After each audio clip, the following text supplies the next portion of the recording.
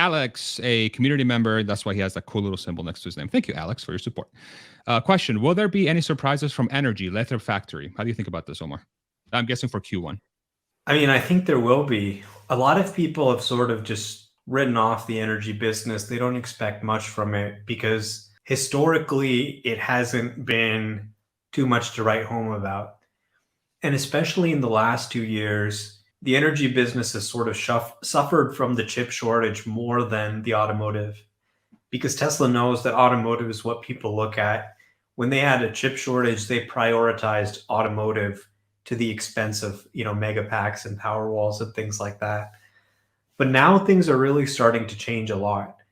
People are really realizing that we need a shit ton of these mega packs and power walls. We got the Powerwall 3 coming down the line, which is huge. They've got some new mega pack products, and we've got Lathrop in Shanghai. I mean, once that Shanghai mega pack factory is built, the margins on that factory are going to be incredible, much better than Lathrop for sure.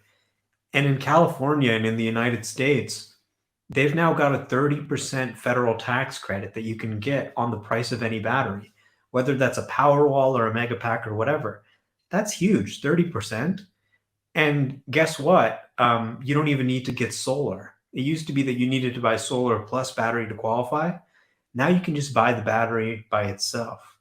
So, I mean, this business is growing faster than the vehicle business. People are really waking up to the fact that you can't move to a renewable energy economy without the Megapack and the Powerwall. So it's going to become very significant over time. And it hasn't really been too much to write home about because they've just been doing a small amount of production in Nevada. But as Lathrop and Shanghai ramp and they're making these things at much, much higher quantities, you're going to see it start to become much more profitable and to be much more material to the overall equation of Tesla's quarterly earnings. And I think the other thing that people miss is that similar to how Tesla will sell you the car, but then they'll also sell you the autopilot, Tesla also has a lot of really interesting energy software products that they sell alongside the Megapack.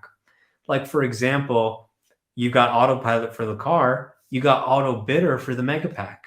And auto bidder is a system that can forecast energy prices, look at the energy market, and then autonomously monetize that battery resource for you.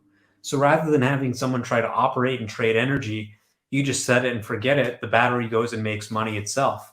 You got, microgrid controller and stuff like that. So I think Tesla's going to make a lot of money, not just selling the mega packs and supporting them and providing maintenance, but also selling a lot of software services on top of that. That's actually probably going to be much higher margin than the mega pack. And this business has really only started to flush out. So I'm not sure I can really quantify, when exactly that hits the financials, but I think you started to see some signs of really strong, budding financial performance for the energy sector in Q4. And I wouldn't be surprised to see that even continue to play out in Q1 and beyond. But I think definitely by the end of the year, it's going to start to become clear how you really quantify the impact of Lathrop and Shanghai making megapacks. Yeah, no, that's great commentary.